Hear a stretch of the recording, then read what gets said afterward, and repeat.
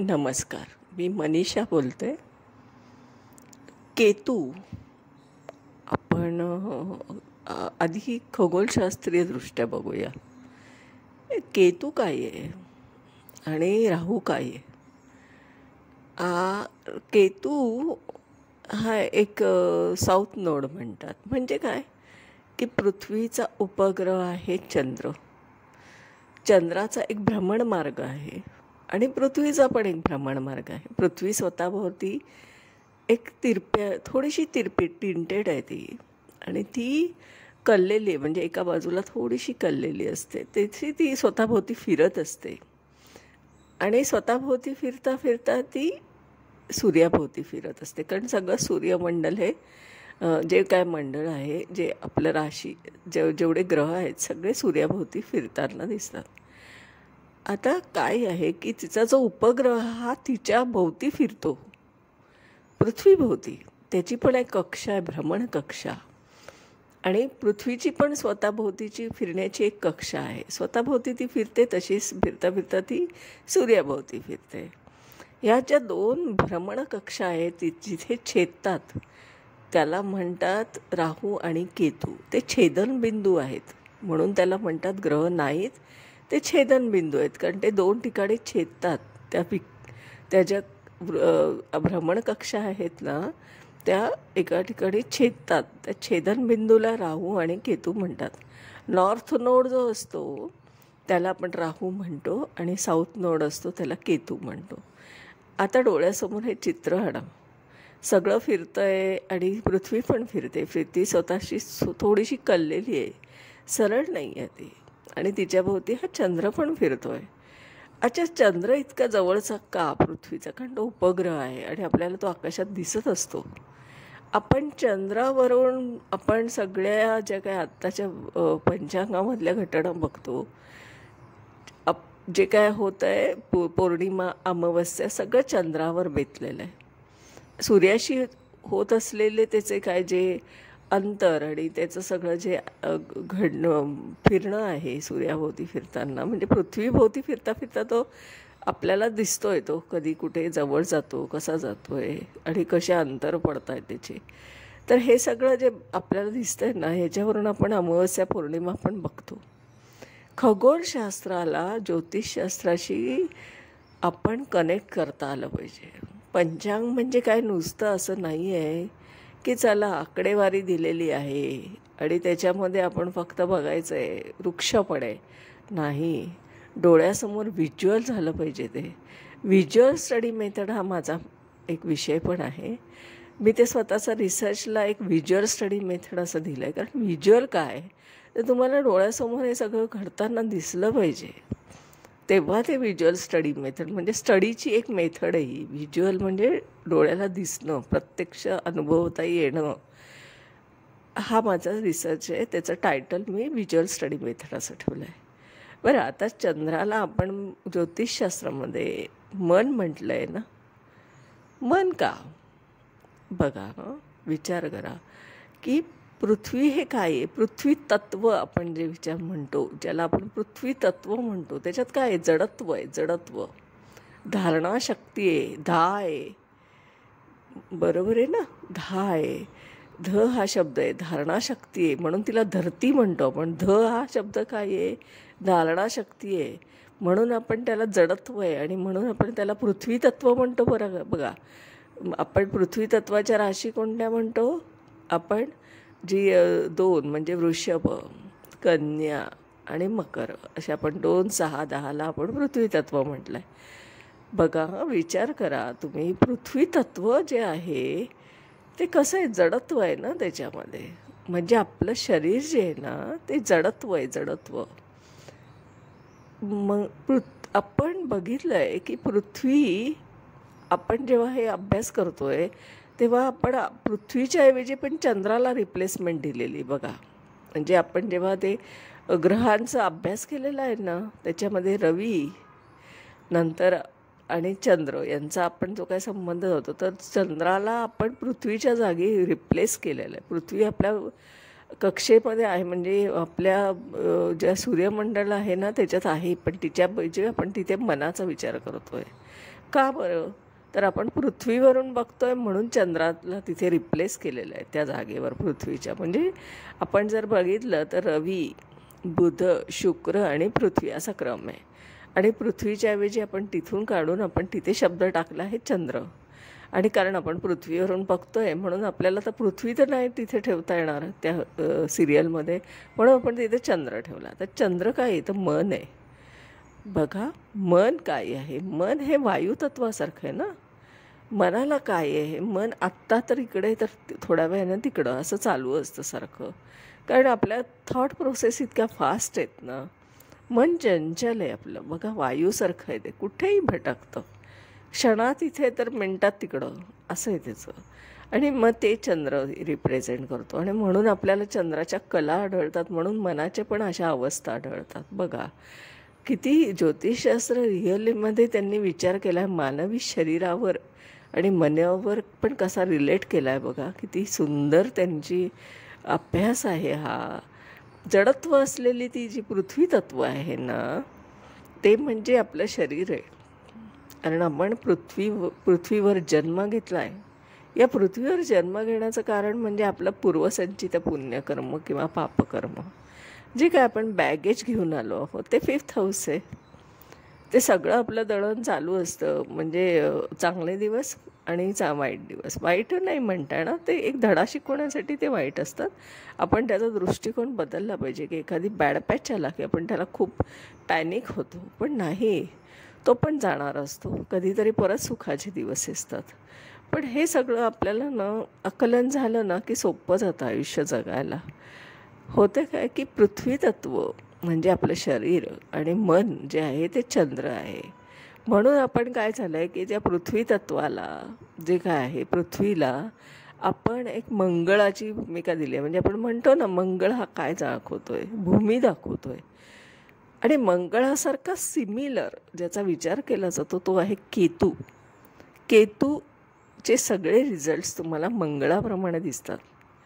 मग केतूच का? बघा, केतूचा विचार करायचा आहे आता आपल्याला. केतू काय आहे बरं? तर आपण बघितलं मायथॉलॉजीमध्ये त्याला 2 पार्ट केलेले आहेत. एक म्हणजे हेड पार्ट आणि एक बॉडी पार्ट. आता हेड पार्ट म्हणजे राहू, ज्याच्यात सगळे अवयव आहे. म्हणजे डोळ्याला दिसतंय, कानाला ऐकू येतं आहे, तोंडाने टेस्ट करता येते, बुद्धी पण तिथेच आहे. सगळे आपण जे काय आउटसोर्सिंग करतो ना, ते सगळं आपल्या हेड पार्टमध्ये आहे. आणि बॉडी पार्ट काय आहे? तर केतू आहे. केतू काय आहे? त्याला तर हेड पार्टच नाही आहे, तर तो बघणार काय?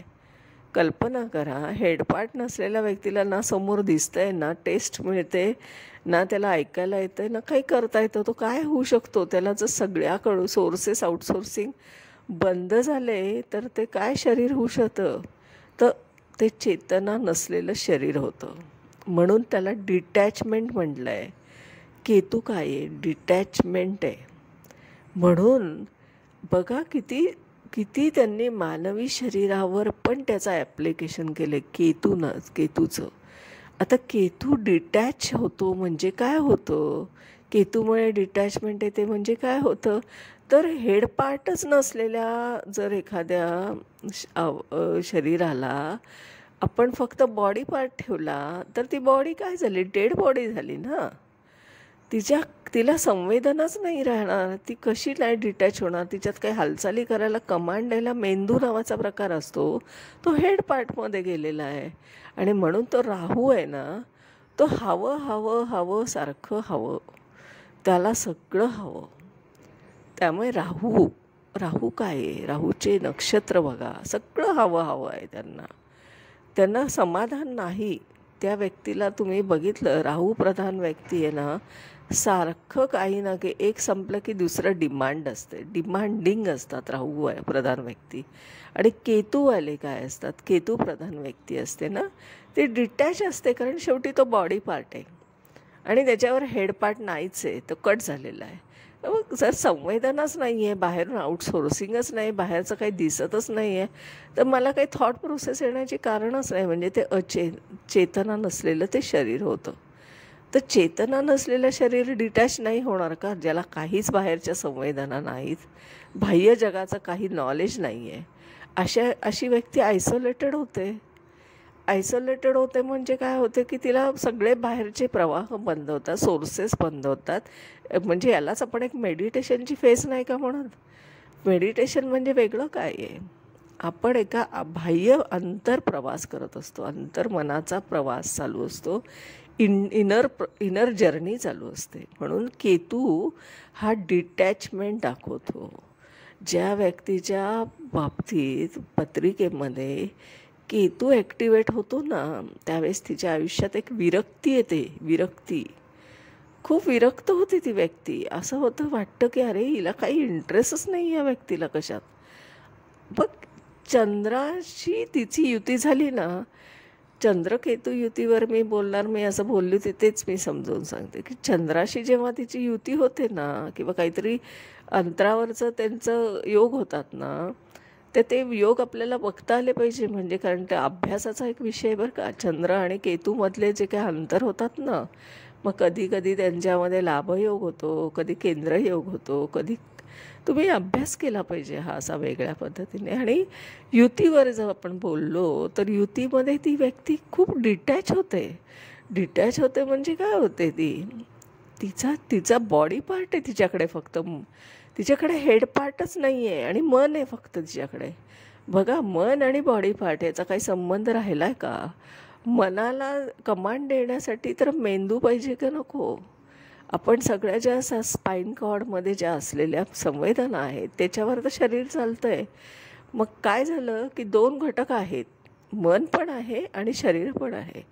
पण त्याच्यामध्ये कनेक्ट होण्यासाठी असलेले जे काय दुसरे इंद्रिय आहेत ते नाहीच आहे, तिथे अस्तित्वात नाही आहे. तर ती व्यक्ती इनर प्रवास करायला लागते आणि तिचा सगळा अलिप्तपणा तुम्हाला आयुष्यात दिसतो. असते संसारात, पण ती बिलकुल अलिप्त असते. बाहेरून तुम्हाला असं वाटतं की ही व्यक्ती हो आहे संसारात रमलेली आहे. तुम्ही तिचं लग्न करून दिलं तर ती लग्न पण ठीक आहे, लग्न झालं आहे, पण तिला काही खूप असा इंटरेस्ट असतो असं संसारात असं आढळत नाही. कारण तिचं शरीर आहे ना, त्याला चेतनच नाही आहेत. आणि मन तर आहे, पण मन आणि शरीराला याला कनेक्ट व्हायला जी काय मधलं पंचेंद्रिय लागतात ना, तेच नाही आहेत त्याच्यात, ॲबसेंट आहे ते. आणि म्हणून अशी व्यक्ती तुम्हाला डिटॅच झालेली दिसते आणि हिचा प्रवास हा लवकरात लवकर अध्यात्माकडे होत असतो. ती शोधत असते, मी कोण, हू आय एम, मी या पृथ्वीवर का आली, माझा जन्म का झाला. इनर प्रवास कायम चालू असतो अशा व्यक्तीचा. ठीक आहे, बालपण असतं, मग ते सगळ्यांमध्ये रमणं असतं, पण ती रमत नसते. असं वाटतं आपल्याला ती रमते, पण ती रमत नसते. इनर मन तिचं नसतंच तिथे. तुम्ही त्यांचं काही बघितलं अशी व्यक्ती की जे लग्न करतात पण अलिप्त असतात. मग ते सुद्धा तुम्हाला काय इंडिकेशन देतात, ती केतूशी संबंध येतो आहे कुठेतरी. कारण केतू हा मंगळ आहे. मंगळ म्हणजे भूमितत्व. भूमितत्वाचा हा जो प्रवास आहे ना, म्हणजे बॉडी पार्टचा हा प्रवास आहे. काय होतं, यांना स्पिरिच्युअल पाथवेवर जायला प्रचंड आवडतं. मेडिटेशन, आयसोलेशन, अध्यात्म अशा रस्त्यावर जाण्याचे एक त्यांचे संकेत असतात. ते जातात आणि ट्रान्झिटमध्ये त्यांचं ॲक्टिव्हेशन जेव्हा ट्रिगर होतात ना, त्यावेळेस ती व्यक्ती बरोबर वळतात आणि त्या व्यक्ती वळतात. दुसरा असा केतूचा माझा अभ्यास झालेला आहे की केतूवाली व्यक्ती आहे ना, ही पाथवे जो असतो ना चाललेला, जो सामान्य जी आपली सगळेजणं जातात त्या वाटेने अजिबात जात नाही. ती अनवट वाटेने जाते. ती नेहमी ना आहे त्या सिस्टीमला मोडीत काढते आणि नवीन सिस्टीम चालू करते स्वतःचीच. कारण तिला आउटसोर्सिंग नाही म्हटल्यावर करप्शन होण्याचा काही विषयच येत नाही. कोणाची मतं पण त्याच्यावर लादली जाऊ शकत नाही, कारण तिचा इनर प्रवास असतो. अशी व्यक्ती ही अनवट वाटा चालते नेहमी. तुम्हाला दिसेल ती वेगळंच काहीतरी विक्षिप्त असं काहीतरी चाललं असं. सगळं मोडीत काढणार, पहिलं जे असेल ना ट्रॅडिशनल ते सगळं मोडीत काढणार आणि नवीन वाटेने चालणार आणि नवीन जगासमोर आणणार. म्हणजे एक संशोधक वृत्ती पण झाली की नाही याच्यात. एक काहीतरी वेगळा मार्ग दाखवत असते ना ही व्यक्ती. आणि अध्यात्मामध्ये आपल्याला काही असं दाखवता येत नाही हो, की मला मेडिटेशन होतं म्हणजे मी कुठे जाते, त्या ट्रान्समध्ये जाते, पण ते मला दाखवता येते का. नाही दाखवता येते. कसं दाखवता येणार? कारण ते आपल्या रियालिटीमध्ये काही दाखवण्यासारखं नसतंच. अध्यात्माचा प्रवास, हा इनर प्रवास हा काय दाखवता येत नाही कोणाला, सिद्ध करता येत नाही. फक्त ती व्यक्ती शांत होते आणि एक वेगळ्या लेवलवर बोलत असते तुमच्याशी, असं तुम्हाला आढळेल ती व्यक्ती. म्हणजे हे सिम्पटम्स आहे त्यांचे ओळखण्याचे. थोडक्यात काय म्हणायचं आहे, तर चंद्र आणि केतू युतीला इतकं लाईटली घ्यायचं नाही आहे की चला चंद्रकेतू युती पुस्तकात दिलेली आहे, हे वाक्य आहेत तिच्याविषयी, चला शिकवा, आणि आपणही ते ऐकतोय. पण समोरच्या व्यक्तीला विचारता आलं पाहिजे की चंद्रकेतू युती ही तुमच्या आयुष्यावर काय परिणाम केला हो? तुमच्या कन्सल्टिंगमध्ये तुम्हाला कशात आढळले ते व्यक्ती? जरा ॲनालिसिस सांगाल का? हा प्रश्न आपण समोरच्या व्यक्तीला विचारला पाहिजे, जी व्यक्ती आपल्याला शिकवते. कारण शिकवते म्हणजे काय की आपण ते जे सांगतायत त्यालाच वाक्यप्रमाण मानतोय. कसं वाक्यप्रमाण मानणार? त्याला व्हाय नाही लावता येणार का आपल्याला? का मी ॲक्सेप्ट करायचं तुम्ही म्हणतात ते बरोबर आहे असं? कारण तुम्ही पुस्तकातली वाक्य मला सांगताय, मला ती अमान्य आहे. मग तुम्ही तुमचे स्वतःचे अनुभव सांगा ना कन्सल्टिंगमधले, की चंद्रकेतू युती असलेल्या व्यक्तीचा आयुष्यात तुम्हाला काय आढळलं? हे माझ्या कन्सल्टिंगमधून आलं आहे बरं का. आणि कन्सल्टिंगमधून आलं आहे आणि मला हे खूप वेळा अनुभवास पण आलं आहे. मला त्या व्यक्ती तशा दिसल्या आहेत. आणि आश्चर्याची गोष्ट म्हणजे माझ्या स्वतःच्या पत्रिकेमध्ये सुद्धा माझ्याच पत्रिकेमध्ये सुद्धा केतूच काम करतो आहे. केतूचा रोल इतका प्रॉमिनंट आहे माझ्या पत्रिकेत की माझ्या स्वतःच्या आयुष्यामध्ये मला दिसतं आहे की मी सगळ्या अनवट वाटा चालते. अनवट वाटा म्हणजे काय? आता तुम्ही सगळेजण म्हणतायत की PDF द्या, रेकॉर्डिंग द्या, मी ग्रुपमध्ये शिकवा. मग मला पुस्तकातलीच वाक्य शिकवायची आहे. मी पुस्तक घेणार, एक विषय घेणार, लग्नावर विषय बोलणार. मी लग्न कसं आहे, लग्न काय, तर म्हणे प्रेम विवाह का आपलं पारंपरिक म्हणजे दाखवून अरेंज. हे काय विषय आहेत का शिकायचे आणि शिकवायचे? लग्न आहे. योग कधी आलेत? योग आलेत का पत्रिकेमध्ये, प्रिडिक्शनमध्ये?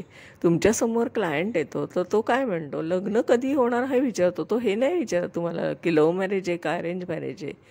कशाला ते लग्नाचे प्रकार हवेत तुम्हाला शिकायला? आणि का पुस्तकातली वाक्य घेऊन शिकायचं आहे? कधीतरी हा प्रश्न आपल्याला पडला पाहिजे ना ज्योतिषशास्त्र शिकताना, की मी हे काय बोजड घेऊन बसलो आहे थिअरी. अर्थ आहे का त्याला? त्याचा काही कन्सल्टिंगशी दूरपर्यंत संबंध नाही आहे. हे माझ्या अनुभवाचे बोल आहेत बरं का. तर आता हा जो केतू माझ्या पत्रिकेत करतो आहे ना, वर्कआउट करतो आहे सारखा, तो काय करतो? अनवट वाटा दाखवतो. अनवट वाटा म्हणजे काय की सगळेजण रेकॉर्डिंग देत आहेत, PDF देत आहे, मी देणार नाही. मी ठणकावून सांगितलं मी देणार नाही.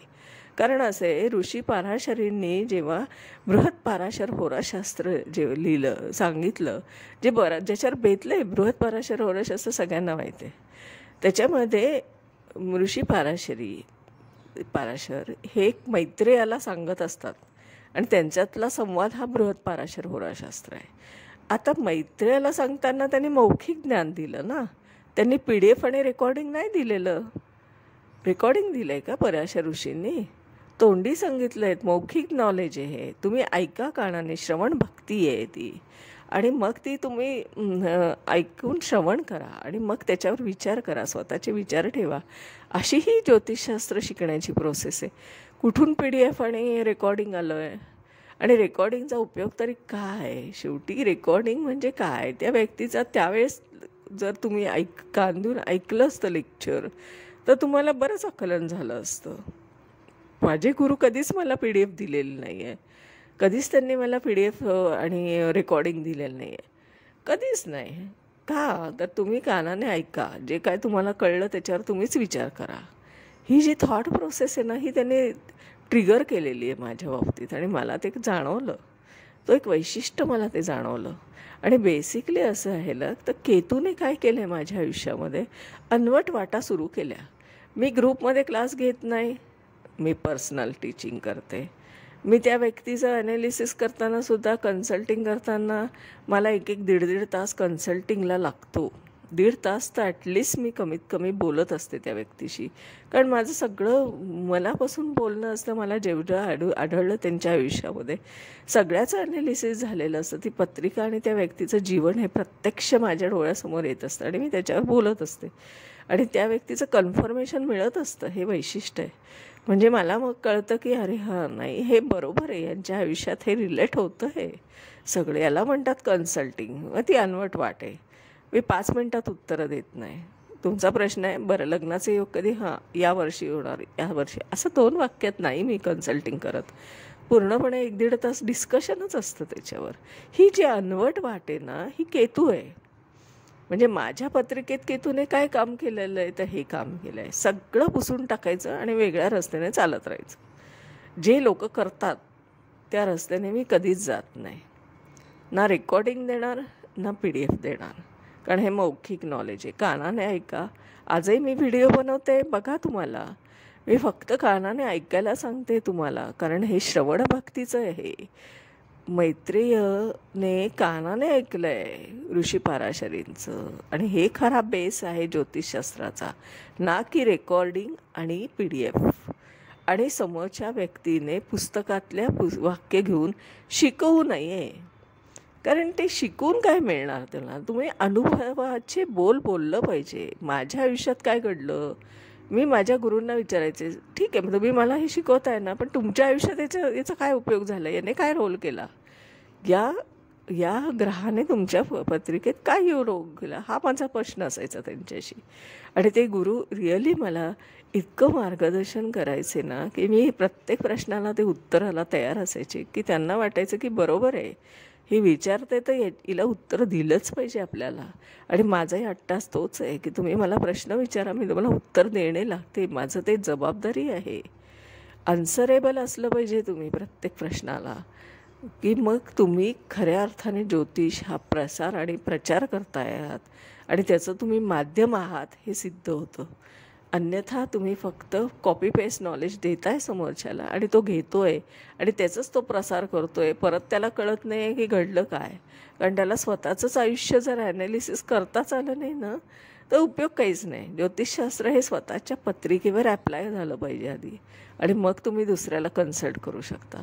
थोडक्यात काय तर मला सांगायचं आहे की रिअल ज्योतिष काय आहे, अनवट वाटा काय आहेत. आणि हा केतू आहे बरं का, माझ्या पत्रिकेतला केतू हे सगळं बोलतोय. आज मी तुमच्याशी जो संवाद करते ना, बघा तुमच्या त्या याच्यामध्ये फक्त तुम्हाला ऐकायचं सांगितलं आहे मी. तुम्ही ऐका हो, कानाला देऊन कानाला हेडफोन लावा आणि शांतपणे माझं बोलणं ऐका. काही बघण्याची गरज नाही. तुम्हाला काही स्क्रीनवर दिसलं नाही तरी तुम्ही नुसत्या श्रवणभक्तीने सुद्धा ज्योतिषशास्त्र शिकू शकता. ही पण एक अनवट वाट आहे की नाही. मग अनवट वाटाने चालणं म्हणजे केतू, आणि तो माझ्या पत्रिकेत काम करतो आहे. हे अनुभव सिद्ध आहे आणि हे सगळं अनुभूती आलेलं ज्योतिषशास्त्र मी शिकवते. आणि त्याच्यासाठी माझे पर्सनल टीचिंग क्लास आहेत. माझी 1 to 1 ऑनलाईन एकट्या व्यक्तीला शिकवते. तिची स्वतःचंच आयुष्य आधी त्याला दाखवते आणि मी त्यांना सांगते, आधी तुम्ही मला पत्रिका द्या, मी तुमचं ॲनालिसिस करून तुम्हाला सांगते. ते जर बरोबर आलं तर ॲडमिशन घ्या, अन्यथा तुम्ही तुमचा वेळ आणि पैसा वाया घालू नका. इतपत सिद्धता जेव्हा मी देते आणि त्यांना सांगते की तुम्ही माझीच परीक्षा घ्या, याच्यासारखं बिग चॅलेंज कुठेच नाही हो. कोण म्हणू शकतं असं. जेव्हा मला ते कळतं आहे प्युअर फॉर्ममध्ये, तेव्हाच मी हे चॅलेंज घेते ना. तर अशा पद्धतीने माझे हे ऑनलाईन क्लास आहेत, पर्सनल टीचिंगचे, प्रायव्हेट टीचिंगचे. आणि माझे दुसरं असं आहे की माझं कन्सल्टिंग आहे. कन्सल्टिंगमध्ये मी काय करणार की तुमचे सगळे बर्थ डिटेल घेणार आणि तुम्हाला 1-1.5 तास त्याच्यावर ॲस्ट्रॉलॉजिकल डिस्कशन करणार त्या पॉईंट ऑफ व्ह्यूने. आणि मग तुमच्या त्या डिस्कशनमध्ये जेव्हा तुम्हाला आढळतं की हां बरोबर आहे, हे रिलेट होतं आहे माझं आयुष्य मला, आणि माझं हे आत्ता करंट पण ती सिच्युएशन चालू आहे.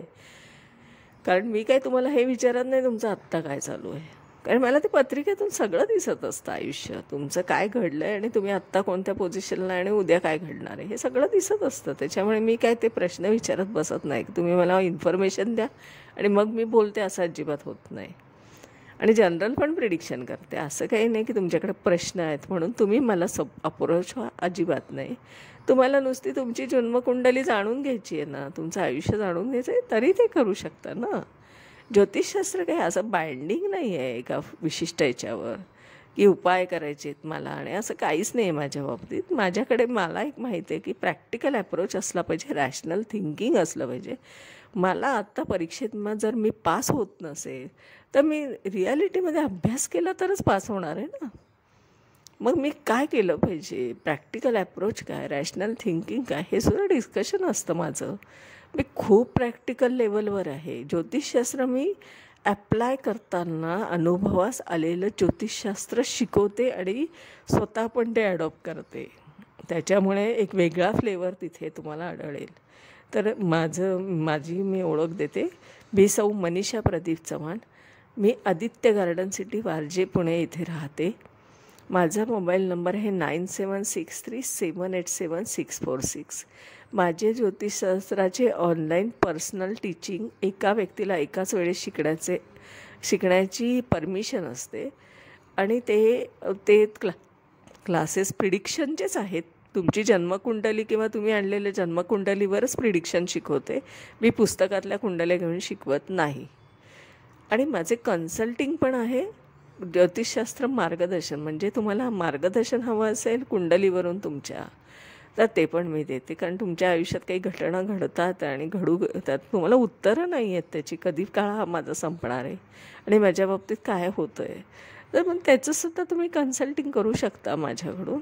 कन्सल्टिंग केल्यानंतर तुम्हाला लक्षात येईल की मी एक वेगळ्या पद्धतीने कन्सल्टिंग करते, आणि म्हणून माझ्या याला वेटिंग आहे. 3 दिवसाचं वेटिंग असतं. कारण माझ्याकडे इतक्या पत्रिका येतात की त्या मला डिकोड करायला ॲटलिस्ट एका पत्रिकेला 4 तास लागत असतात. अशा पद्धतीने मी ते पूर्ण डिटेल स्टडी केल्यावरच तुमच्याशी बोलते. तुमची अपॉइंटमेंट घेऊन बोलत असते, पर्सनली बोलत असते. त्यामुळे ह्या सगळ्या गोष्टीचा तुम्ही फायदा घ्यावा, आणि असे मला वाटते. तर आजच्या दिवसापुरता इथेच थांबते. उद्या वेगळा विषय बोलते. धन्यवाद.